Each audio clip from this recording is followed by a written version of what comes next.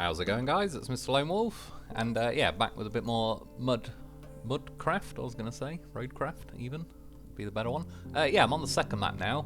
There's a few details there. I'll be honest, again, it shrinks the screen, so I can't bloody read the thing when I actually want to. For this map, it spawns me again with a scout vehicle, and what I like about it, I've left like these opening scenes in. I probably won't in the future videos, but since it's a pretty new game, yeah. Couple of cool things I thought is this second map is actually the first map. There is more to it as well, but the idea with the first map was you kind of tidying things up, trying to shore up the, like where I was using them massive cranes before a storm hits. And this second map is effectively the same map but after the storm has hit. You also get to go further. There's like a bridge you can cross and other parts of the map. But yeah, I thought that was pretty cool, to be honest.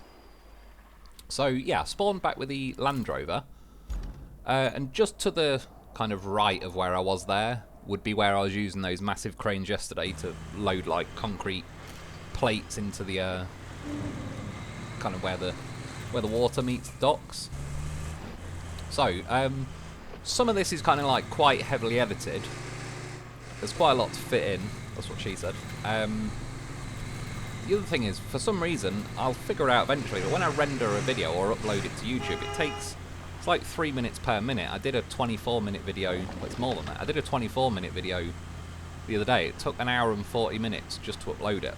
So I'll be here all night if I end up with like a 40-50 minute video. I don't know if it's internet speed or the size of the file or if there's a limit with YouTube. Not a clue. So I went for a little drive. Decided just to kind of respawn, and then by chance I saw what looked like a ramp. I was pretty suspicious, so I had to try it out for science. Jumped into the water, yeah, did it in first person view, just to be safe, just to double check. It kicks you out first person. I wanted to see if I could see a fish, but yeah, it kicks you out first person view, stalls your engine. Your horn doesn't work when the engine stalls as well, for what it's worth. Quite like a horn that can work even when the engine's off. So this was the yard area that I was at like on the previous map, and I found like a little kind of Easter egg-ish. It says on here, in case of zombie attack, and then it's like avoid, I don't know, groups of people or graveyards or something, what to do if you get bitten, don't attract attention, hit them in the neck, head, dick and leg. Dick and leg's the same thing for me. And then bury them. Yeah, I just thought it was pretty random. There was me, fingers crossed in SnowRunner for a T-Rex running around. Never know, might have a zombie apocalypse kicking off later. So yeah, from there I'm basically driving from my base further south on the map, and again there was a bridge that was kind of a drawbridge that was lifted up in the previous map, so I ended up editing that out, but yeah, there's drive up to it and can't do a lot. As you can see, it's driving along, because there's a storm that's hit, there's trees and branches and all sorts all over the place. It's also damaged various roads. The water level seems a bit higher, so certain places are flooded a bit more. I tried to drive over the tree, promptly rolled my vehicle, but thankfully kind of got the spirit of the load for that one. Yeah, fired a winch off behind me and was able to pull myself back up the right way. This is the bridge that was kind of, yeah, drawbridge up on the last map, so I couldn't cross over here. And then once you get over here, kind of had a choice, go left or right, 50-50. Let's pick the right one, and typical fashion, I picked the wrong one. This cloud cover, I don't dislike it. Like, SnowRunner just basically blanks the map out as well, but yeah, I don't know. Neither here nor there, I suppose. Yeah, as I was driving along here, so I went left. There's obviously, since the storm, it's kind of been a rock slide on the cliff, wiped out this road. And in theory, as we get on with the game, we should be able to, like, build a road over here to connect the two. I figured I was 99% sure I wasn't going to make it anyway, but just for the sake of testing and seeing what the off-road capabilities and all sorts are, I thought I'll give it a go. But obviously, even when you just drive down here, you kind of, when you're actually right next to the rocks, you sort of realise, yeah, they are about half the size of the vehicle I'm driving, so it's probably not unreasonable that this vehicle is going to get stuck. But again, we have to know these things for science, got to test these things out. Yeah, so I beached myself on here.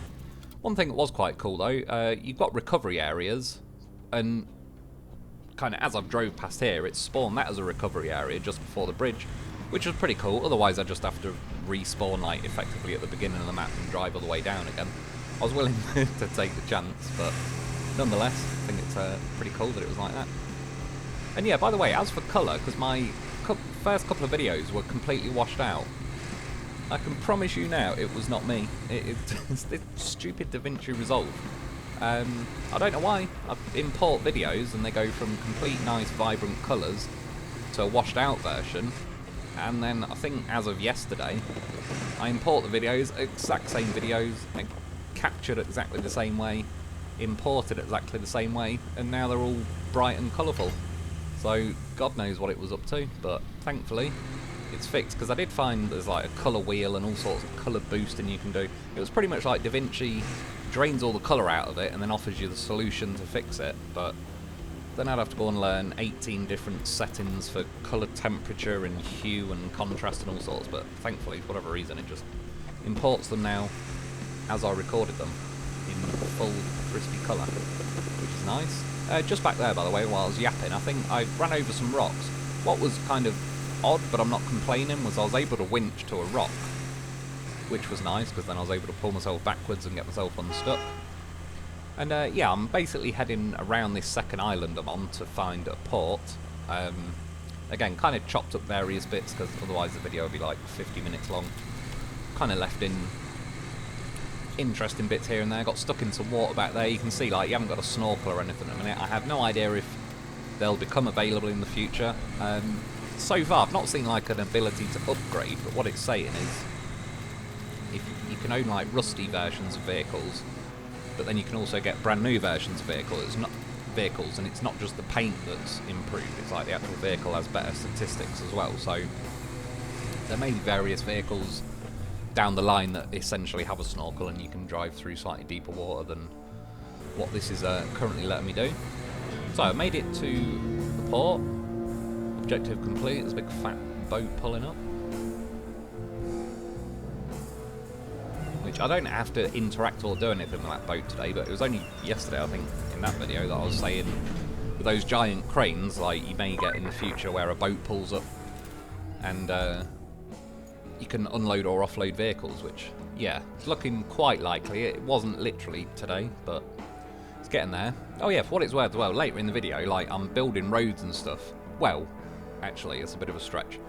I laid some sand and improved some roads, but still, it's honestly quite cool. I could see it being more addictive than it should be. Like, you could be pessimistic and be like, that get boring in 5 minutes, but it sort of doesn't. Just makes you want to get another load of sand and dump it somewhere else and smooth it all out and, yeah, go around fixing roads.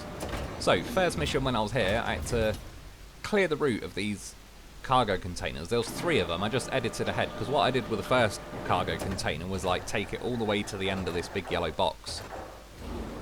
The mission was a bit vague on, it says clear the route, but it's like, okay, what do you want me to do with them though? So you kind of just do it yourself, so it doesn't really specify too much. So I figured out you could get the cargo through like the legs of the crane, so I thought I'd stack them up here. And honestly, this first one, I drop it so perfectly, I thought the computer lined it up for me. Look at that, it's an absolute whopper. The next one though, yeah, not so much. That's when I realised, like, oh, it's just where I drop it. Which, yeah, it's like, cool, so that means the first one absolutely nailed it. So back in my Land Rover, I can't remember what it calls this, I'm just calling it a Land Rover. It's clearly what it is. Funnily enough, actually, someone drives past my house recently. I've seen it 4 or 5 times now in one of these, but it sounds like it's like a Honda Civic all done up or something. It's got like a fat engine going mad in it, so yeah, basically I cleared the route. I was supposed to drive around, but being stubborn, I kind of spotted this, like, could I possibly jump off? Because I already tried ramming the fence and it wouldn't let me, so when I saw the gap, I went for it. Got stuck. Instead of having to recover, I kind of figured out if I keep putting the handbrake on, build the revs and release the handbrake, it was just bumping me forward a little bit. So eventually managed to free myself, which, yeah, I kind of figured I'd leave it in, because you never know, maybe that handbrake method will come in handy. This was just me being purely stubborn. Yeah, like, that's right, game. I made it to the garage. There's the route I just cleared. I could have just drove around and taken me an extra 10 seconds. But instead I decided to get stuck. I was just quickly customising it. I've had a black Land Rover for the last day or two. I changed it to bright orange. There's a company, a recovery company in England called Crouch Recovery. They love painting their vehicles bright orange. When I got to this dot, I also found this. It's Tayga 6455 or whatever it's called. And this is in like a flatbed configuration, I suppose. And again, at this point, it was a little bit vague of what it wanted me to do, but the mission in sort of the top right, I think there's basically a transport hub or something to the north of me, and you've got to fix the road up so supplies can move from the port to the transport base. Drove a little bit further up the road, then found this one. Oh, so that was like an even bigger Tayga that's set up in a dump truck configuration. So I'll just move this Tayga out of the way, switch to this one. And then it says there with the dump truck, you can raise and lower it and whatnot. It's more complicated than well, it's not that complicated, but it's more than it needs to be, because once you hold R1 or whatever to bring up the controls, you've got square or triangle to raise or lower the bucket, but it sort of describes it as like open or close or whatever, and then you've got with like your right analog stick or something, you can do the same. I figured the way it's saying like open and close, that's the place, by the way, that we're trying to free up this road. You can see those two spots in the road that are pretty damaged there. Oh, and just quickly, this is like how you lay markers. You can choose different colours and that. It's definitely not as quick as SnowRunner, but given, you know, it took me a second and a half to lay them, so it's not the end of the world. They don't disappear when you drive through them. And as I've said, as you can pick different like shapes and colours, you'll kind of work out your own, like you might find some resources that you want to pick up later. I've not got into all of this yet, but I've seen on one of the loading screens it said you can buy and sell resources, so that'll be interesting. Might, yeah, end up hoarding resources, sell them all, and use the money to buy some nice new fat vehicles. So as for this is the dump truck. You can see there in the bottom right, it's kind of like, I think it says open and close, or you've got like the right analog stick to do it. It just, yeah, I figured it'd open or close like the back flap of the dump truck, but it doesn't. It's literally just lift it or drop it down, and once you're at a certain angle, sand just pours out of it. Mostly you dump it in one load. That's what she said. I think there though, I actually just kind of like, I still had a bit of sand left in there, and then when you drop back down, in the bottom left it says refill sand, which I think is pretty cool, to be honest. There's a couple of ways they could have done it, I think. This way is a handy option, because I don't want to keep driving back to somewhere every time I need one load of sand. The only other way I think they could have done it potentially is like, say if you have a load of sand, you're allowed, it gives you like say 10 dumps worth, and then you have to drive somewhere and fill it back up. As I go into here, if you scroll over, like, you can look at the infrastructure and all sorts on the map. There's a sand quarry there. Those yellow circles, if you're within that circle, it'll allow you to fill the dump truck up, and then obviously if you go outside of it, it's going to tell you like you're not close enough to the sand quarry.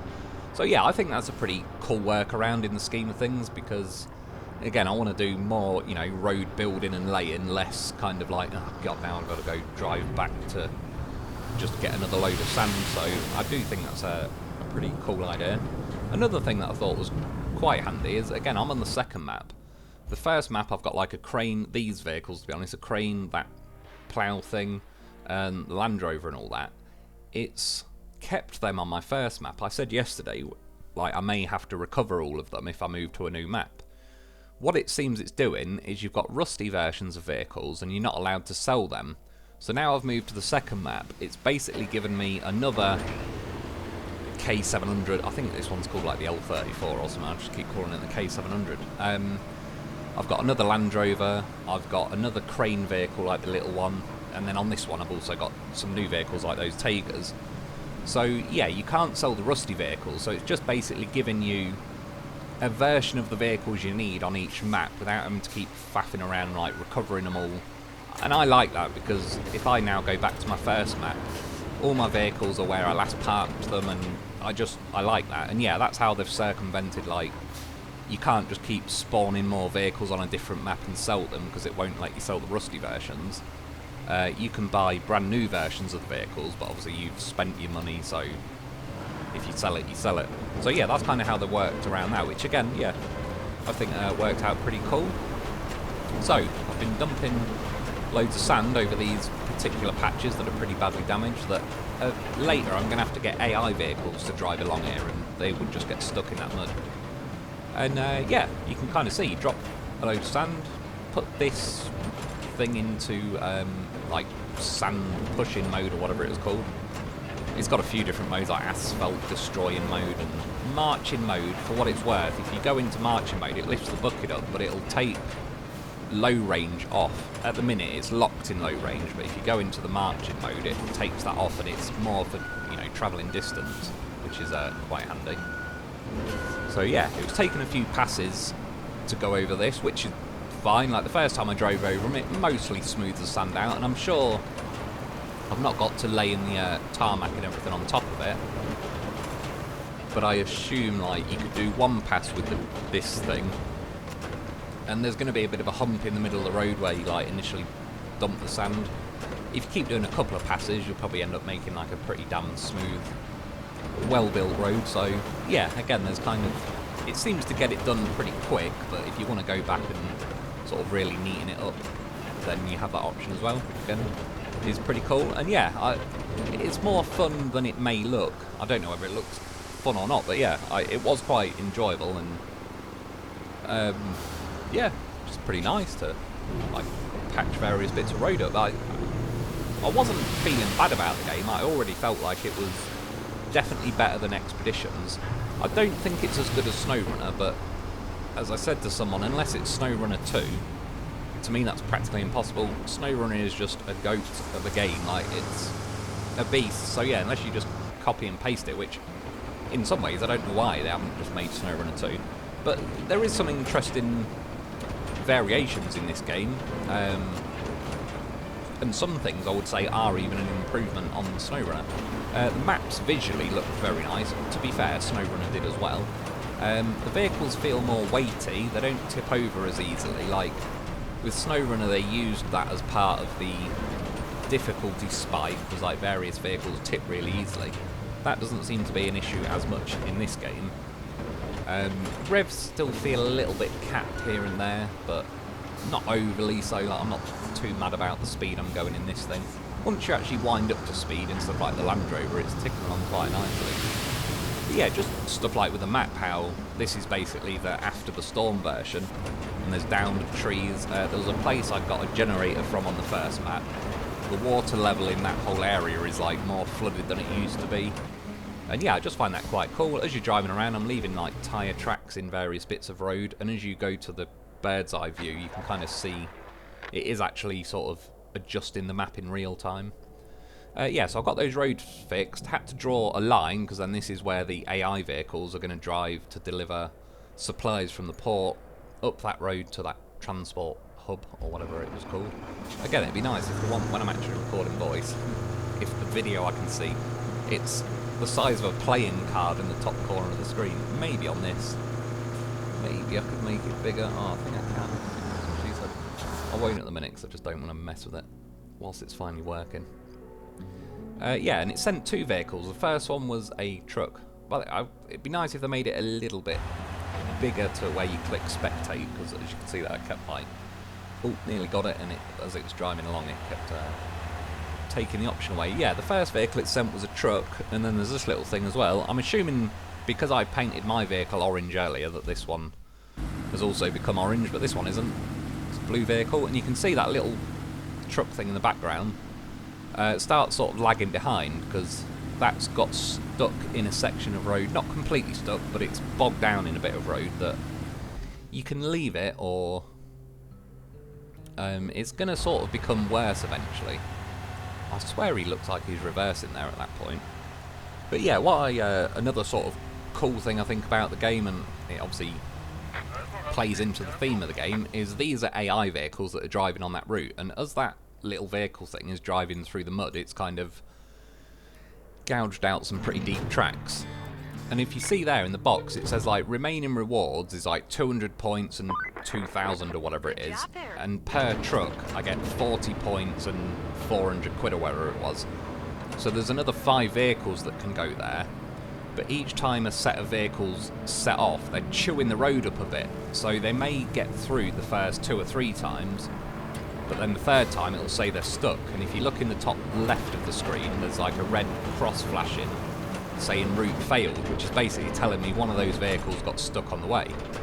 And this was the bit I was just looking at, that little orange vehicle getting stuck. So I came back with the Tayga and that K700 thing, laid some sand, smoothed it out, and then yeah, in theory, the truck on that little AI convoy, there was only one of them. The rest of the vehicles seemed to be that little orange van, which to me reminds me of an Iveco van thing that we have over here. And now, I was smoothing the sand out, but to be honest, I was trying to move this bloody rock. I was quite happy once I finally did. It was only by chance, like, because I was kind of driving over the hump of the sand, the bucket plough thing kept missing it. So eventually I got the sand flattened enough to where I could move that rock out of the way. But yeah, even that is, in SnowRunner, in theory you could move the rocks, but there was nothing really in-game that would do it. People did make mods that had ploughs, but it was a little bit iffy, whereas in this game it seems a lot more natural that if you have certain stuff in the way. I've not tried yet, like there was downed trees and I drove into it with a Land Rover. Maybe there's a possibility to drive like this thing over there and push trees out of the way. I will get around to testing it. I'm just kind of falling behind a bit. It's like with the comments as well. I'm trying to catch up with the comments. One thing, like when this video is rendering, it'll probably take an hour or two. So, or uploading it. Rendering, actually, to be fair, is pretty quick. It will probably take 5 to 7 minutes to render, which is, the PlayStation 4 used to take probably a little bit under, but it was probably say 50 seconds per minute. Oh yeah, and this thing, look, it got stuck.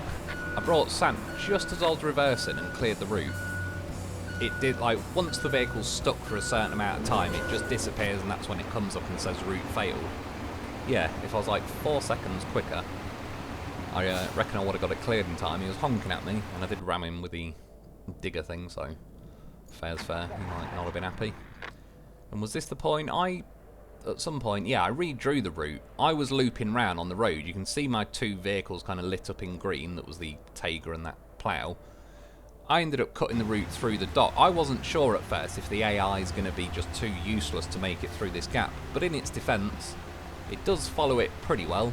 And yeah, it made it through here. So it basically, those 2 bits of road I've just repaired, it kind of cut those out. And then yeah, this is my map progress on this one so far. Again, apologies because I can't see the numbers, but there's like 2 of 11 missions or all sorts done. I don't know what that green bar means. And then that's kind of my overall progress just on the game in general. Loaf Highways, made my badge, it's got all my time. It says asphalt laid 0.2, like that. It said that all along. And it also says money. I've earned like $500,000, which is a lie. But yeah, again, pretty fun so far. And there's the end screen. Yeah, that's about it for today though. I hope you enjoyed. Thanks for watching. Get yourself a loaf even though you can't, and I'll be back soon.